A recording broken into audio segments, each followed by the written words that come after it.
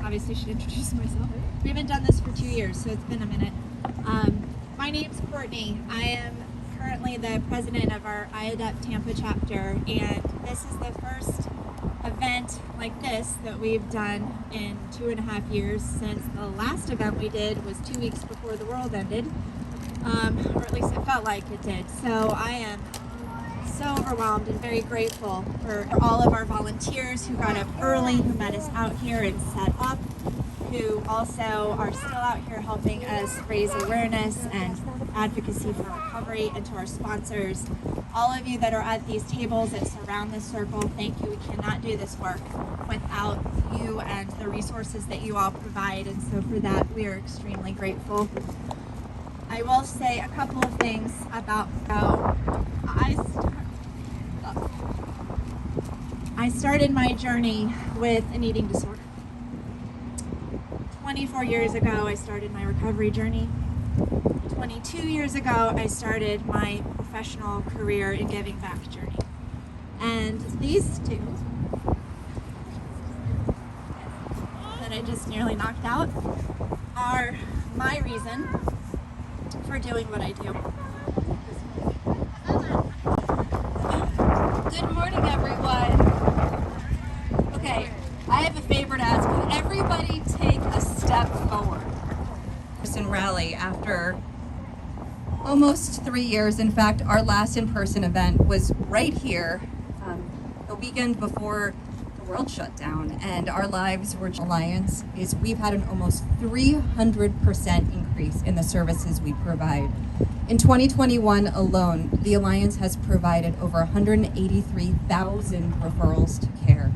We've also had almost 19. Good morning. It's so good to see so many guys here. Thank you, as Joanna said, to our amazing Tampa peeps for putting this together and making it happen, because it's so good to be back in person, rallying for recovery and reminding each other that this community is here and that we will forever be here. My name is McCall Dempsey. I am the founder of Southern Smash. I'm the crazy lady that goes around the country smashing bathroom scales for a living. And we are a proud program of the National Alliance for Eating Disorders. I experienced an eating disorder for 15 years, and I experienced in shame and silence. Having a community like this, having the support groups that we provide, like Joanna always says, they would have been a game changer, so that I knew that I was not alone in my struggles. So today, I invite each and every one of you, as we are enjoying and rallying, to please stop by, write a message on a scale, because we will be smashing the shit out of them later. And I know everyone is excited to do that. The first moment someone told me that, you saved my life, it was the most incredible feeling I'd ever felt in my life. And I always thought, oh man, I'll never get that rush of those scale numbers. And this was so much better. It was so incredible. And just to be here and have this honor is truly a blessing to me. And so I am so excited to introduce our first speaker. I don't know where she I have a lot of notes. I currently teach kindergarten. I taught 22 years in music disorder. I'm trying to do this without crying for 25 years. And about 6 years ago, I finally hit recovery, and I did it. I accomplished it. But I had a huge support system, and I think that's the biggest thing that helped me. My eating disorders stem from sexual abuse, and I think eating disorders would become my passion. Our story began 15 years ago. An uninvited terrorist entered our home and took my youngest daughter captive. That terrorist's name was anorexia. No one chooses anorexia or an eating disorder. It is a brain-based biological illness much of the risk is genetics. No one looks out the window one morning and thinks, I think I'm going to get an eating disorder. No one chooses to risk their health, their ability to bear children, and their life.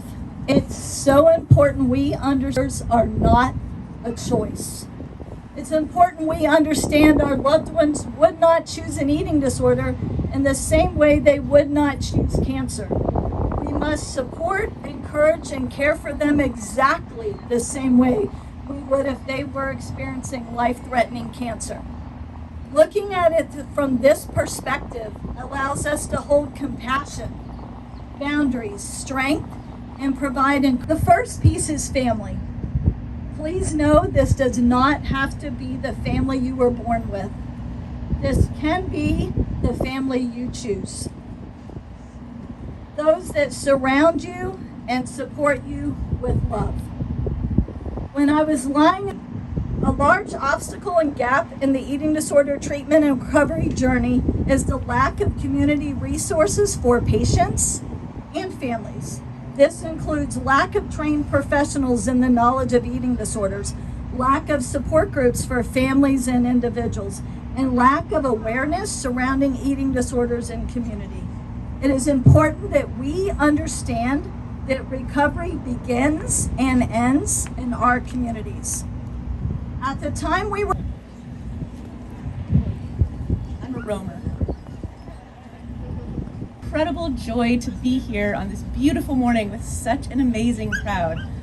I have had the joy of meeting many of you as we were roaming around and enjoying donuts this morning, so thank you all so much for being here. I'd like to start by telling you my story of why I'm here and what I do, and then I'd just like to share some thoughts with you. So, eating disorders. I knew that I loved her unconditionally and that was unlikely to be sufficient. So my first experience with eating disorders has been as a sister, and I loved her as she had a wonderful treatment team over the next 10 years that she was sick. I was deeply moved by her challenges. I was deeply inspired by her insight and the ways in which her eating disorder was contrary to her values and yet so powerful, sometimes irresistible. I'm full recovery, married, and has children now, and is a wonderful inner city school principal.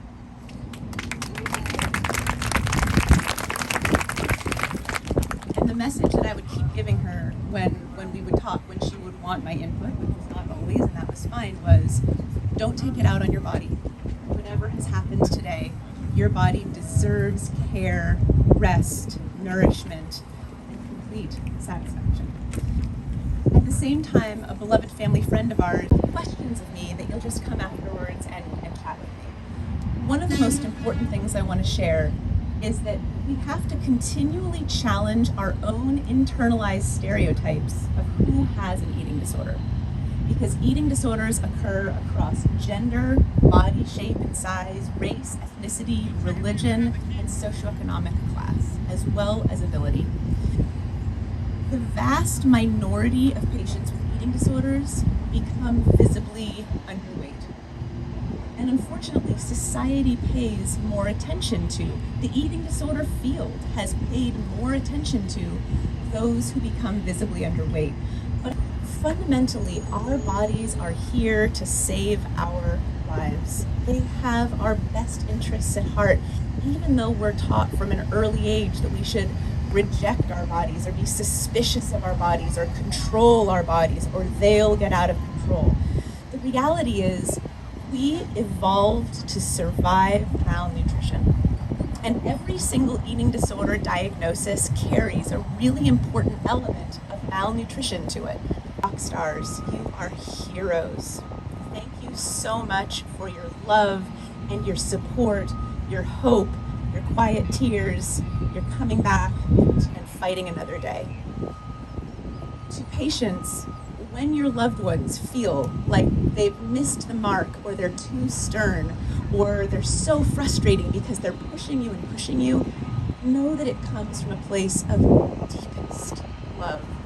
They love you so much, even when they say things that you're like, oh, that was not helpful.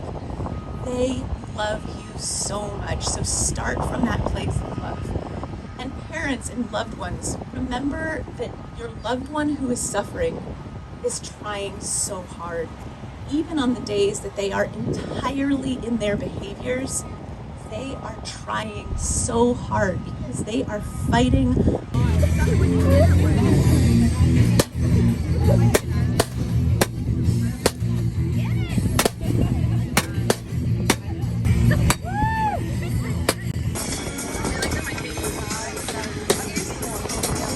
Living life is fun and we just begun.